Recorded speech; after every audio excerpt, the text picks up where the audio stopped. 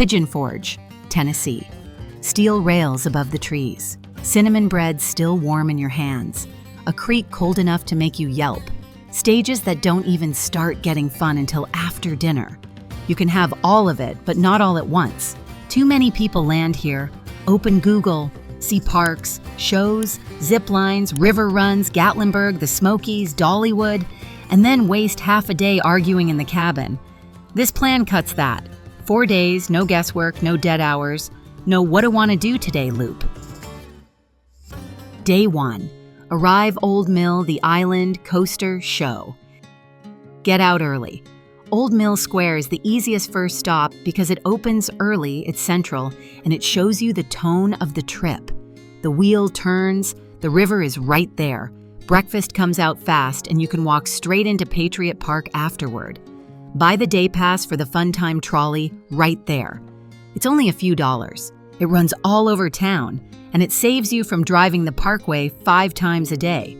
Prices can change with the season, but it's still cheaper than parking 3 times, and you can hop lines at Patriot Park to reach Dollywood, the Island, and even Gatlinburg on busy days.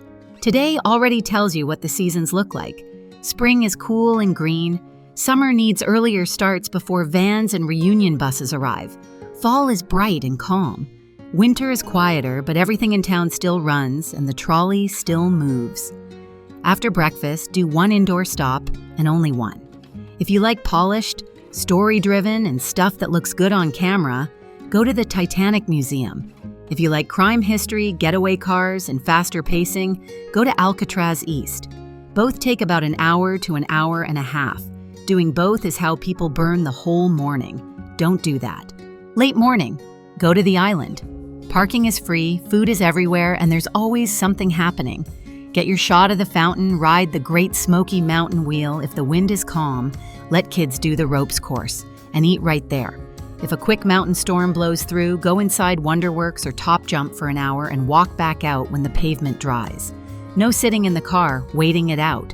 Hold the mountain coaster for golden hour. The Smoky Mountain Alpine Coaster runs year-round and looks better with lights on.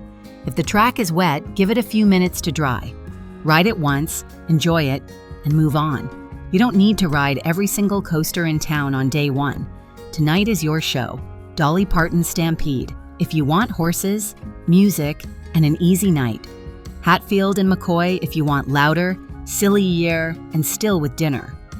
Both want you checked in on time and both sell out in busy weeks, so booking ahead is smart. 1 show per trip is enough. If day 1 was really your travel day and you got into town late, flip it. Check in, go straight to the island, eat, let the kids play, do the coaster at dusk, watch the show, and hit Old Mill and the museum tomorrow morning. Where you sleep fits here too. Stay near the island or Old Mill if you want to walk and ride the trolley. Stay close to Dollywood if you want the park day to be easy. Stay out in Wares Valley if you want quiet mornings and a straight road into the park without crossing town. Day 2. Dollywood all day. Today is park day. Treat it like park day. Be at the gate about 30 minutes before opening. If you're staying at a Dollywood resort, ride the shuttle so you don't mess with parking. Check the app or the board right away because coasters can pause for weather or testing, and it's better to know before you walk across the park. Start with the big stuff while lines are short. Big Bear Mountain is a smart first ride because it spreads families out. If Lightning Rod is open, ride it right away. If it says temporarily closed, don't stand there hoping it opens in 5 minutes.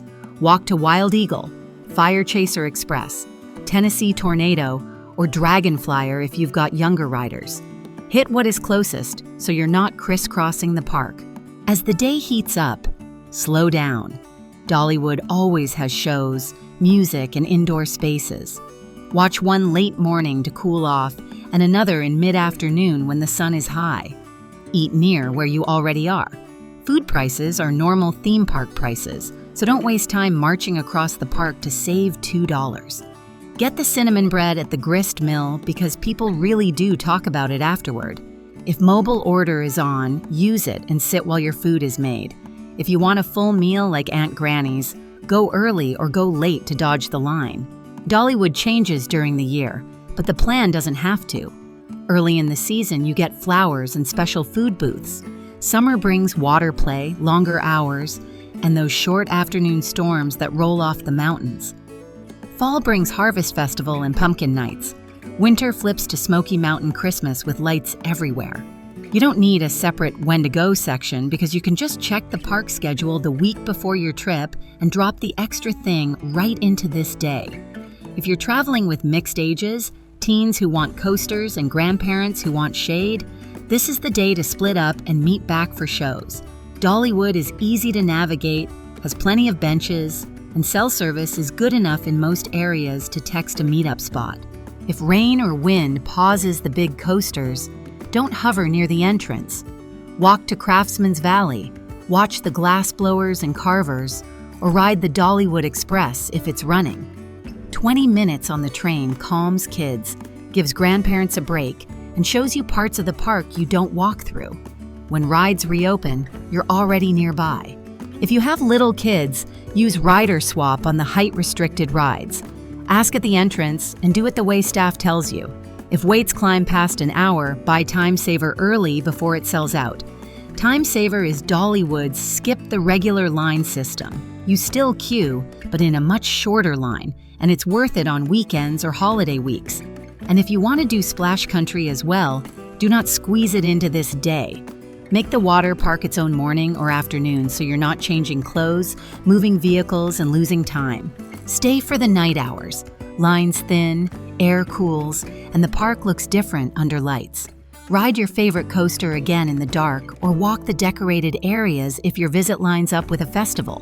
When the park closes, sit 10 minutes, let the first exit wave go, and ride the shuttle or drive out without getting stuck.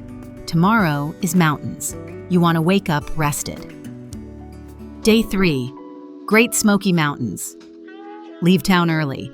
Today you're mostly inside Great Smoky Mountains National Park, so you need the parking tag. It's a small fee, it's good for the whole day, and you must display it if you stop longer than 15 minutes. Buy it at Sugarland's Visitor Center or another kiosk, put it on the dash, and you're done. One tag covers you for the whole park that day, Cades Cove, Tremont, Newfound Gap. So you don't need to buy it again every stop. Drive to Cades Cove first. It's an 11-mile, one-way loop through fields, historic cabins, churches, and mountain views. Going early means fewer slow cars. On some mornings, the park makes the loop vehicle-free. If your dates match that, rent bikes or just walk and enjoy it. Use real pull-offs, don't park in the road, and don't crowd wildlife. You're here to see the whole valley, not to start a bear jam. If everyone still has energy, hike Abrams Falls from the back of the loop. It's about 5 miles round trip. It's a real trail with routes and some up and down, and the waterfall at the end is worth it. Don't swim the pool. The currents are stronger than they look. If your group is tired or you have kids who won't hike that long, skip it and drive toward Townsend instead. Follow the river up to Tremont. Park where the pavement ends and walk the Middle Prong Trail. It's wide, shaded, full of small waterfalls and cascades, and you can turn around whenever you like. This is where you get calm shots and a break from crowds. Eat in the park to save time. Metcalf Bottoms is easy because it has tables, the river, bathrooms, and a short walk to the old schoolhouse. Eat, stretch, walk to the school, and then keep moving.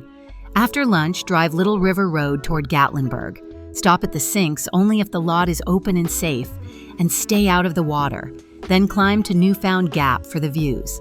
If the spur to Clingmans Dome is open and the weather looks steady, go up.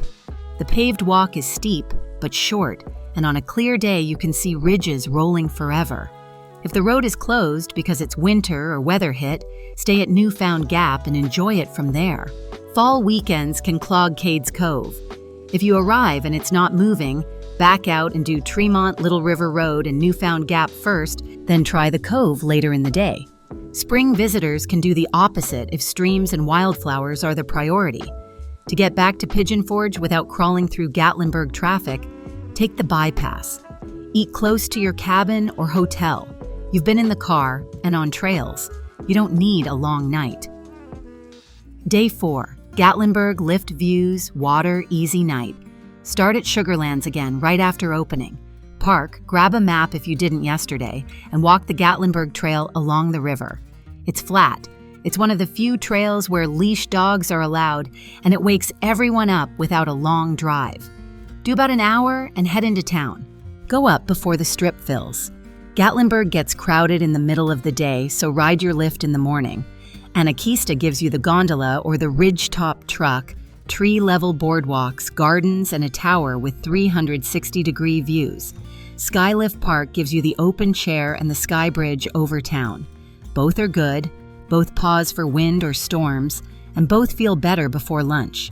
Look back toward the Smokies and you'll see the ridge you stood on yesterday. Come down and eat nearby. If you're staying in Gatlinburg, eat in town. If you're staying back in Pigeon Forge, grab something along the spur on the way out. Afternoon is water time. Drive east to Hartford and go whitewater on the Pigeon River. Outfitters run the upper section with the bigger rapids and the lower section with gentler waves. They give you the gear, they seat you with a guide, and they time trips to dam releases. So your job is just to show up on time. Peak rafting runs in the warmer months when water levels are predictable.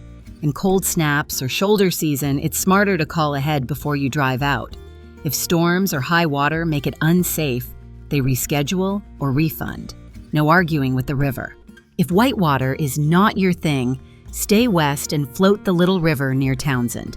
Outfitters give you a tube and a shuttle and point you to a gentle stretch under trees.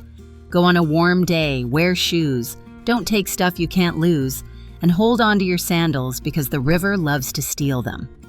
As the day cools, stop at the Gatlinburg Overlook on the bypass for one last view of town with the mountains behind it. Then drive back to Pigeon Forge, walk the parkway, see the island lit up if you didn't do it on day one, grab dessert and call it. At this point, you've seen town, Dollywood, the national park, Gatlinburg, and the water without repeating stops. Trips don't always line up with perfect weather or perfect energy, so build in pivots. If a rainy day lands on your Dollywood day, swap it with the Gatlinburg day and do indoor anchors instead. The Titanic Museum, Alcatraz East, Wonderworks, the aquarium in Gatlinburg, or even a long lunch around the island all work as weather covers. Because day one already showed you where most of those are, swapping them in won't break the plan. If someone in your group doesn't like coasters or can't hike far, they can still do this trip. Dollywood has shows, crafts, Dolly's exhibit, the train, and shopping. The Smokies Day has Metcalf bottoms and short walks. Day 4 has lift views where you can sit and watch instead of climb. Tell your group it's okay to sit out sections so people don't stay in the cabin. If you end up with a 5th day or an empty afternoon, drive towards Sevierville. Skyland Ranch gives you a lift, views over farmland, some animals, and a small coaster. Tanger Outlets is right there if you want to shop before heading home. That side of town is flatter and usually a little less busy than the main parkway, so it's good for the "we're tired but not ready to leave" part of the trip. Winter travelers can follow the same skeleton. When high park roads close, stay low. Cades Cove, Tremont, Old Mill, Dollywood's winter lights, and town shows still give you full days. You're not wasting a trip by coming in cold weather. You just do more indoor time. Before you even drive in, lock 3 things. Book the dinner show you want so you get the time you like. Buy or print the National Park parking tag so you're not hunting a kiosk on the way to Cades Cove. And pick lodging that matches how you like to move. If you want to walk and use the trolley, stay close to the parkway. If you want Dollywood easy, stay near the park. If you want quiet and a straight road toward the mountains, stay in Wares Valley. Once those are set, the 4-day plan lands clean. That's the 4-day version that lets you see Pigeon Forge, Gatlinburg, Dollywood, and the Smokies without repeating places and without wasting hours on decisions. Town and trolley first so you learn the layout. Dollywood second before anyone is worn out. National Park third with the tag already on the dash. Gatlinburg lifts and water last when everybody wants a slower day but still wants to do something.